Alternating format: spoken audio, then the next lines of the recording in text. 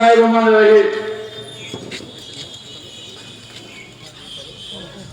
দলের বাংলাদেশ আওয়ামী লীগ কোম্পানিগঞ্জ উপজেলা শাখার শ্রদ্ধেয় নেতৃবৃন্দ, সহযোগী সংগঠনের নেতৃবৃন্দ, বসুলার বাজারের ব্যবসায়ীবৃন্দ, সর্বস্তরে আমি তাদেরকে জাতীয় বিবেক বলে থাকি। সাংবাদিক ভাইরা, আসসালামু আলাইকুম ওয়া রাহমাতুল্লাহি ওয়া বারাকাতুহু। হিন্দু ভাইরা, আমার আদাব গ্রহণ করুন।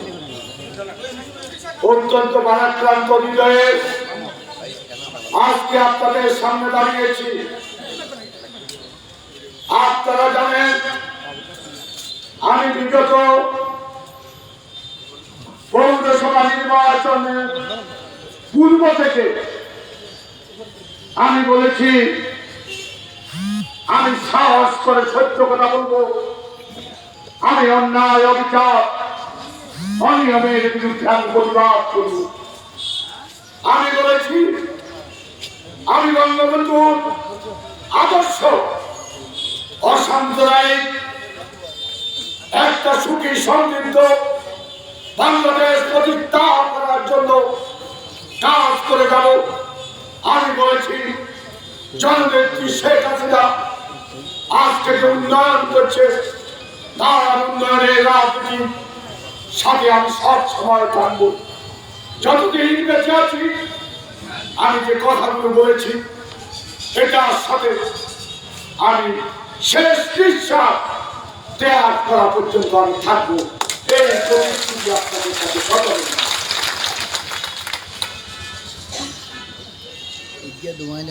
আমি আল্লাহকে ভরসা রেখে আমি নামাজের বিছানায় বসে আল্লাহর কাছে শপথ করেছি, আল্লাহ আমাকে কোনো অনিয়মের পথে তুমি পরিচালিত করবে না। আমি আল্লাহকে বলেছি, আমি সাহস করে সত্য কথা বলবো, আমাকে আপনি সহযোগিতা দেন।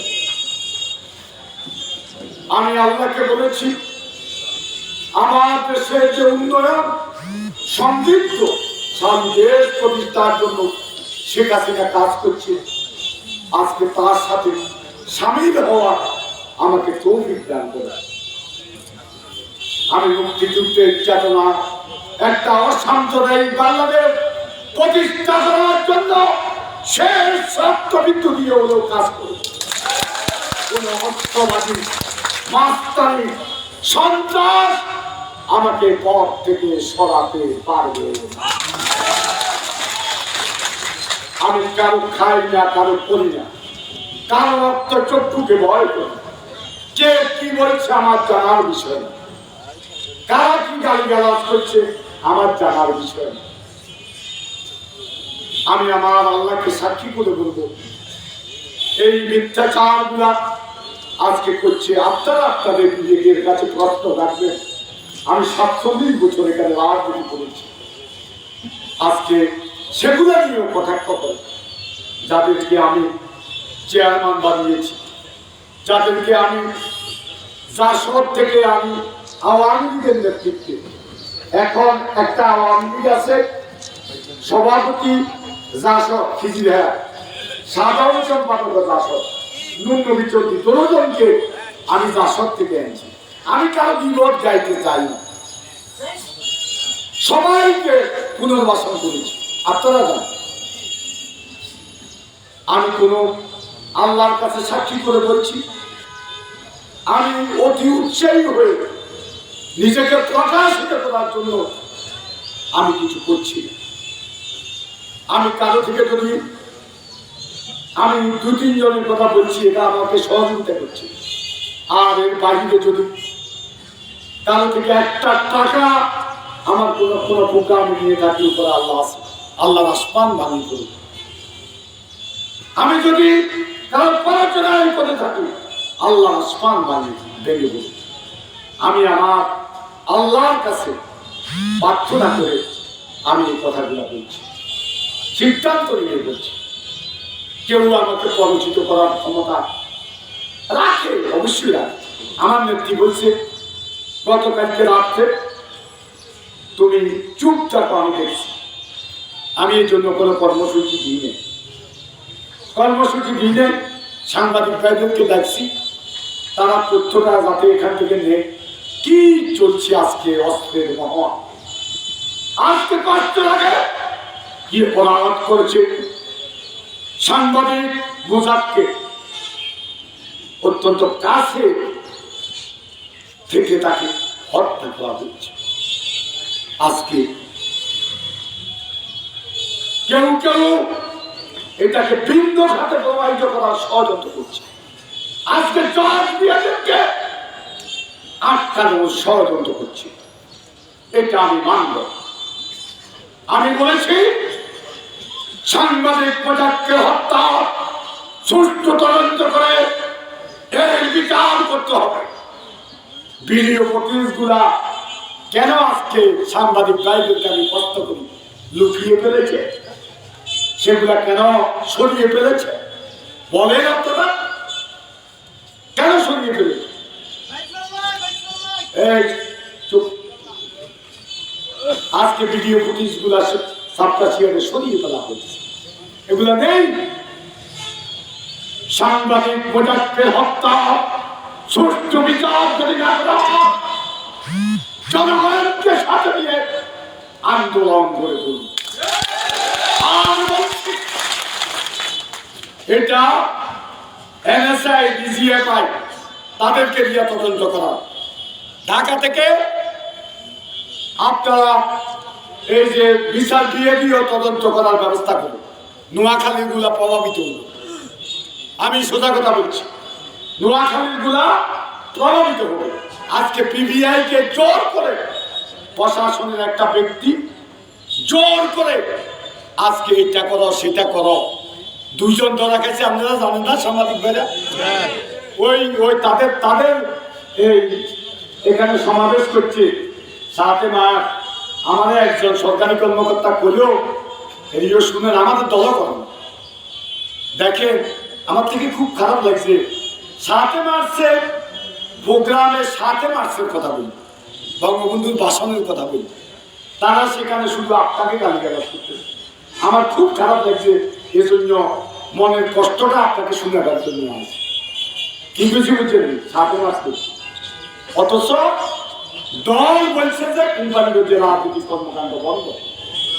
আমি নেত্রী সেখান থেকে সিদ্ধান্ত পেয়ে এখানে শুধু ফুল দেওয়ার ব্যবস্থা করেছি। তারা আজকে তাদের রাজনৈতিক কর্মকাণ্ড প্রশাসনের ছত্রছায়ায় চালিয়ে যাচ্ছে। আমি আইসোলেশন সেন্টার করছি, আপনারা দেখেন সেই আইসোলেশন সেন্টার এখনো করোনা শেষ হয়েছে বলেন না, সেই আইসোলেশন সেন্টার ইউনো সিটি নিয়ে আইসোলেশন সেন্টারকে সরিয়ে নেওয়ার প্রক্রিয়া করছে। তখন আমি মাননীয় প্রধানমন্ত্রী সেখানে জানানোর পর তারা বলার পরে সেটা বন্ধ করে দিয়েছে। আইসোলেশন সেন্টার কি চলছে আজকে এখানে প্রশাসনের ছত্রছায়া।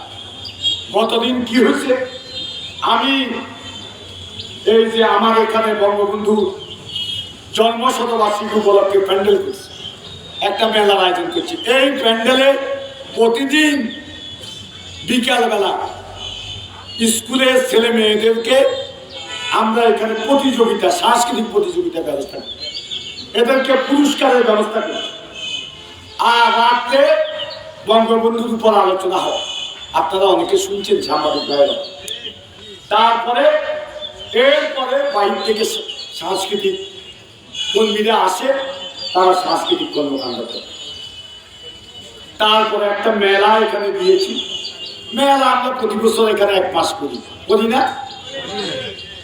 কেউ কেউ নানা কথাবার্তা বলছে, এগুলো আমি কানের ভিতরে আনি কিছু সাংবাদিক 2-1 আজকে সাংবাদিকেরা শুনে আমার কাছে আমার পক্ষে যে সত্য কথাগুলো বলে সেটা হলো সরকারি গোয়েন্দা সংস্থা সত্য কথাগুলো বলে, আর কথা বলে অধিকাংশ সাংবাদিক, আর কেউ আমার সাথে নেই।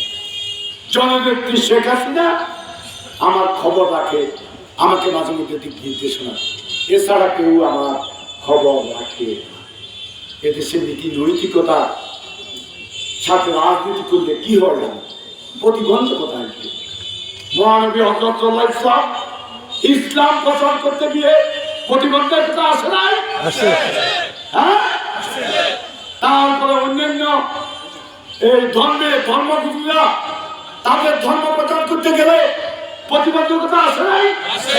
সব জায়গাতে আসবে। সত্যের পক্ষে কথা বলতে গিয়ে আজকে অস্ত্র এখানে ব্যবহার করা হচ্ছে, আপনারা দেখেছেন। পশুরার বদলে যাচ্ছেন। আমি আপনাদেরকে সাবধান করেছিলাম, এখানে রক্ত জমবে, কার মায়ের মুখ খালি করে এরা। কালকে পরিকল্পিতভাবে, আমি কথাটা বলছি এখন, কালকে পরিকল্পিতভাবে আমি পার্টি, আমার অফিস, এটা আমার অফিস, আমি গন্ডগোল হইব, এই জন্য ওই অফিসটা আমি নিছি। এটা আমি বললাম যে তোমরা নিয়ে যাও। ও কারণে আমরা এখানে থাকি, জগা বিবাদ হইব দরকার নেই। আমি আলাদা একটা অফিস, আমি আলাদা অফিসে চলে গেছি। আপনার সেখানে আমরা এই যে নারী দিবসের কর্মসূচি হবে, বঙ্গবন্ধু জন্মশতবার্ষিকী রেস্টুরেন্টে।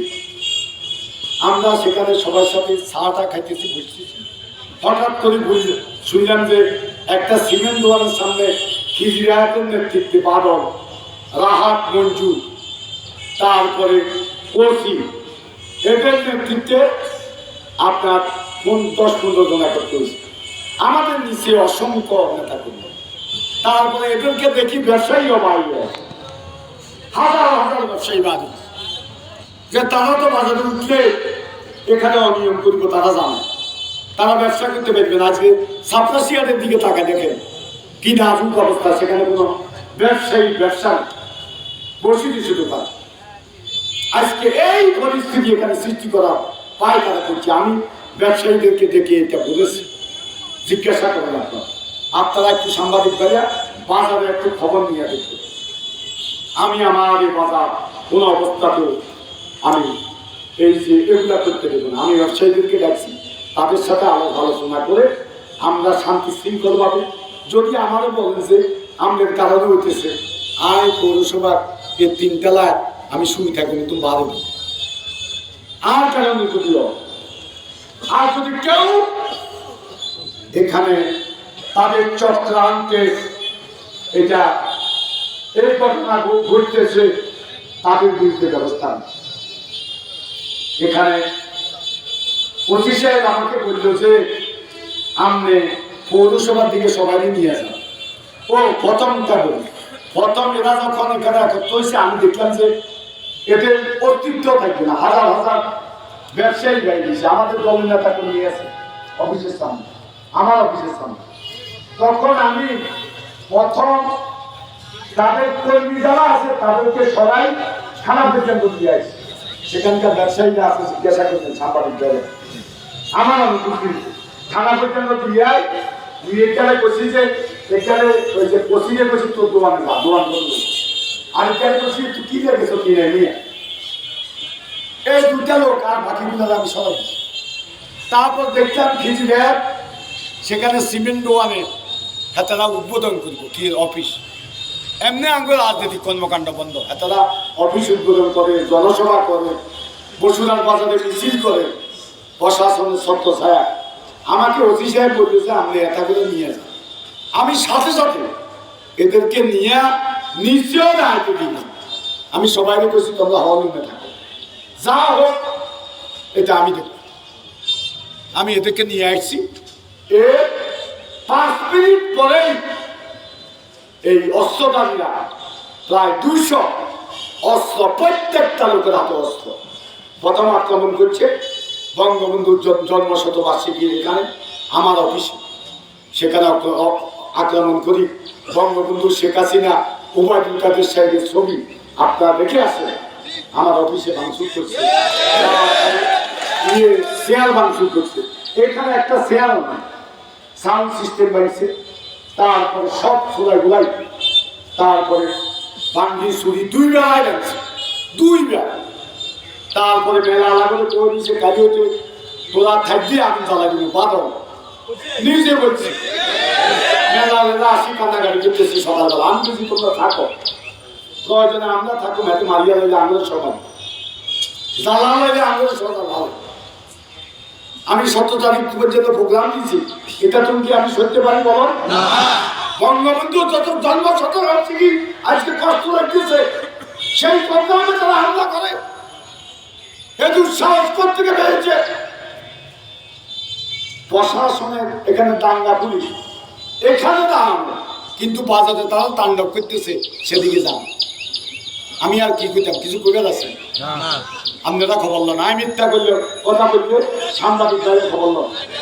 তারপরে সিসি ক্যামেরা, আমার এখানে ছেলেরা আবেশের উপরে সিসি ক্যামেরা বানিয়েছে দাঙ্গা পুলিশ, তারপরে তারাও গেছে 15-20টা আমি সিসি ক্যামেরা লাগাইছি, সবগুলা বানিয়ে টস টস করে ফেলছি বাজার। আপনারা বিষয়টা দেখেন কি তাণ্ডব গতকালকে চালাইছে। আমি আজকে এর তীব্র প্রতিবাদ করব এবং ব্যবসায়ীদেরকে অনুরোধ করব, আপনারা স্ব স্ব অবস্থানে থেকে আপনাদের ব্যবসা বাণিজ্য পরিচালনা করুন। আমি আপনাদের পাশে আছি। যদি আপনারা বলেন ব্যবসায়ীরা একত্রিত যে আপনার কারণে এখানে অসুবিধা হচ্ছে, আমি কোনোদিন যে এলাকার অধিকাংশ মানুষ আমাকে ভোট দিয়েছে, এই ব্যবসায়ীরা সারাদিন রাত আমার জন্য পরিশ্রম করেছে। শীতের মধ্যে এখানে আমার জন্য ভোট করেছে, রাতের আধারে আমার জন্য মিছিল করেছে।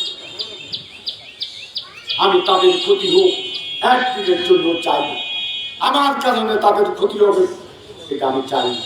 তবে আমি সত্যের পক্ষে, ন্যায়ের পক্ষে আমি কথা বলি না। আপনারা এগুলা দেখেন, আমি আর বেশি কিছু বলতে চাই না, আপনাদেরকেও বিব্রত করতে চাই না। কি অবস্থা আজকে চলছে, আজকে আমার বক্তব্য হচ্ছে আমি রাজনীতি করি বঙ্গবন্ধু, আমি রাজনীতি করি শেখ হাসিনা, আমি কিছুই চাই না। আমি আমার নেত্রীর কাছে মন্ত্রী এমপি হতে চাই না। আমি নোয়াখালী জেলা আওয়ামী লীগের সহসভাপতি থেকে ইতিমধ্যে সরে গেছি, কেন্দ্রীয় আওয়ামী লীগের কোনো কিছু হতে চাই না। আমাকে যদি নেত্রী করুণা করে রাখে এখানে একজন সদস্য হিসেবে, যে লোকগুলা আমাকে আজকে এই পর্যায়ে নিয়েছে আপনারা জানেন। আজকে দেশের বাইরে যারা বাংলা ভাষাভাষী আছে সবাই আমার কথা জানে, আমার জন্য অনেকে দোয়া করে, মোবাইলে আমাকে বলে। এই সম্মান কে দিয়েছে? আমার এই পৌরসভার মানুষ। আমি এদের পাশে থাকি মৃত্যু পর্যন্ত, এদের জন্য কাজ করে যাবে। যত অর্থবাদী মোত্তামি সন্তান চালিয়ে যাক, আমি প্রতিদিন এই মানুষগুলা সুখ দুঃখ হাসিটা না সাথে যাবো। আমার কেন্দ্রীয় নেতা মন্ত্রী কোনোটা হওয়ার দরকার নেই। আমার কোনো নিজেকে প্রকাশিত আমি করছি না, প্রকাশিত তো আমি হয়ে গেছি। আমি তো নির্বাচনের দিন প্রকাশিত হয়ে গেছি। হ্যাঁ ঠিক নয়? সারা বাংলাদেশের ইতিহাস ভঙ্গ করে ইভিএমে 66% ভোট কাস্ট করছে, ফেয়ার ভোট, শতভাগ। সাংবাদিক ভাইরা সাক্ষী। অনেকে ঢাকা থেকে এসে আমাকে পা ধরে সালাম করছে, সাংবাদিক, তাদের কাছে আমি কৃতজ্ঞ যে এই ভোট আপনি দেখালেন, পা ধরে সালাম করছে, আমি কৃতজ্ঞ তাদের কাছে। সেই নির্বাচনে 66% ভোট বাংলাদেশে ইভিএমে কোথায় পাস করেনি, ফেয়ার ভোট। চিটাঙ্গে আমরা জানি না কি 22% ভোট পাস করছে। এত কিছুর মাঝেও 22% হচ্ছে, এখানে 66%। এরপরেও মহিলারা ভোট দিতে পারে না, চলে গেছে। এই 66%-এর 77% ভোট আমি পেয়েছি, 77% ভোট পেয়েছি। আমি তো সেদিনে প্রকাশিত হয়ে গেছি, নতুন করে প্রকাশিত হয়ে দরকার আসতে বলে, সেদিনে পেয়ে গেছে। আজকে আসলে দেশে বিদেশে আমার একটা ভাবমূর্তি গড়ে উঠছে, আমার পৌর পরিষদের একটা ভাবমূর্তি গড়ে উঠছে, আমার পৌরসভা ভাবমূর্তি গড়ে উঠছে, আমার পৌরসভার জনগণের ভাবমূর্তি গড়ে উঠছে। এই কোম্পানিগঞ্জের আওয়ামী লীগের ত্যাগী নেতা কর্মী বিভিন্ন রাজনৈতিক দল আমার ভোট করছে। তারা যে পরিশ্রম করছে, তাদের যে বাপুটি বলিয়েছে, এটা কিছু কিছু লোক বরদাস্ত করতে পারতেছে না, এজন্য এই ষড়যন্ত্র। আর আমি বলেছি কোম্পানিগঞ্জে প্রতিটি ইউনিয়নে অবাধ ছোট্ট নিরপেক্ষ নির্বাচন হবে এবং অংশগ্রহণমূলক নির্বাচন হবে। আমি ঘোষণা দিয়েছি আজকে একটা শ্রেণী যারা ভোট ডাকাতি করে নির্বাচিত হওয়ার জন্য আজকে আকাঙ্ক্ষা পোষণ করছে, তারা আজকে ষড়যন্ত্র করছে। আমি অন্যায় অবিচার অনিয়মের বিরুদ্ধে, মাদকের বিরুদ্ধে আমি ইতিমধ্যে ব্যবস্থা নিচ্ছি। আমার দল থেকে যত মাদক আসক্ত নেতা আছে সবাই আমি বসে দিচ্ছি, সবাই। আমি বলছি না আমি মাদকের বিরুদ্ধে বলি, মাদক আসক্ত কোনো ব্যক্তিকে আমার সাথে রাখতে পারে না, তাদেরকে সবাই দিয়েছি, এরা সহায়তা করেছে। আমার বাড়িতে 4 বেলা কাম করছে নিজাবাজারের লোকে, এই রাহাজ্জা আর বাদলের নেতৃত্বে 4 বেলা শুধু বাস স্ট্যান্ড থেকে মঠ আমি উচ্ছেদ করছি। আমার বাড়ির প্রচার বাস স্ট্যান্ডে তারা মতে রাস্তাটা বানিয়েছে, দাগুন মিয়ার নিজামাজারি দিদারের লোকেরা 4 বার আমার বাড়িতে আক্রমণ হিসাবে আমি কোনো বিচার পাই। উবাইদুল কাদের সাহেব কতবার মানুষের একদম শুধু কতবার উবাইদুল কাদেরকে গালে গালে জুতো মারো তালে তালে স্লোগান দিয়ে সবচেয়ে কষ্ট পেয়েছি এই যে আপনার গুজরাটের ছেলে চেয়ারম্যান বানিয়েছে, হোটেলের বয় ছিল আমাদের শহীদুদ্দিন ইস্কান্দার ওসিবাগ, হোটেলের বয় ছিল বয়, সে ছেলেদের চেয়ারম্যান বানাইছে। এই ছেলে আমি একটা দাওয়াতে গেছি, বলা ছেলে 15-20টা লুজে কবে কেমন আছে, আমি ভালো আছি। একটা ছেলেদের দেখালো কোম্পানি ছেলে, কয় এটা অমুক কোম্পানির ছেলে। আমি বললাম যে এতে বিরুদ্ধে তো অনেক অভিযোগ আছে, র্যাবেও নাকি ধরে নিছে, এতে কর অভিযোগ মেলা লোকের বিরুদ্ধে আছে। ওবায়দুল কাদেরও গুন্ডা, ওবায়দুল কাদেরও গুন্ডা হবে। আমি তুমি কি বললা, তুই গুন্ডা এই কথা কই আমি চলিয়ে আছি। যেটা হলো সত্য কথা, আমি মিথ্যা বলি, মিথ্যা আমি না। তারপরে মদ খাই 1 গ্রাম, আমি ভাত খেতে বসেছি, সেখানে গালিগালাজ করছি। আমি আমার জবাব দিচ্ছি ওবায়দুল কাদের সাহেব ভাড়া। কয়েকদিন পরে পরে 1 গ্রাম ওবায়দুল কাদের সাহেবকে গালিগালাজ করে। হ্যাঁ, আমি ওই এনে এগুলো সরম লাগে। যে সময় ওবায়দুল কাদের গালে গালে জুতে মারা তালে তালে, সে সময় কি এগুলো প্রতিবাদ করছেন? এগুলো ওবায়দুল কাদের দরদি আয় বিরুদ্ধে আয় 47 বছর, আয় 47 বছর ওবায়দুল কাদের লাই করলাম, আর আয় আমার বিরুদ্ধে এগুলো পক্ষে। হ্যাঁ, আরে সরম যদি লাগে গো রাজাকার কইছে যে আয় ওবায়দুল কাদের বিরুদ্ধে আয় যখন কইছি যে ওবায়দুল কাদের সাহেব আমি রাজাকারের সন্তান নয়, আপনি পদ পদবীর জন্য মেনে নিতে পারেন, আমি মেনে নেব। তারা কি এই হিজরায়াত নবী বাদুল্লাহ রাহাজ্জা বাগিন ওয়াজ তিন দিয়েছেন, এগুলো কি একই প্রতিবাদ করছে? না, করছে না। সত্য কথা বলি, তারা মন্ত্রী আহারে পদাঙ্ক অনুসরণ করে শুনতে পারে। মন্ত্রী ভোট করে না, 2001 সালে বাদুল্লাহ 1 গ্রাম সদিন ভোট করছে, করে না? এই নবী সেই নবী, যেই নবী এই যে 2001 সালের পরে 1 গ্রাম সবজি যখন মাননীয় প্রধানমন্ত্রীর সাথে দেখা করতে গেছে ওবায়দুল কাদেরের বিরুদ্ধে, এই নবীকে আমি নিষেধ করছি, জানি না সে সেদিন শেখ হাসিনার লোকে দেখা করছে, এই নবী সহ ওবায়দুল কাদেরের বিরুদ্ধে দেখা করছে। নেত্রী করছে যে তোমাদের কথা শুনছি, যাও, এটা কবিতা লিখি। অনকে ওবায়দুল কাদের সাহেব আছে না, এগুলো আছে। ওবায়দুল কাদের সাহেবের লেখাগিরি এগুলো করে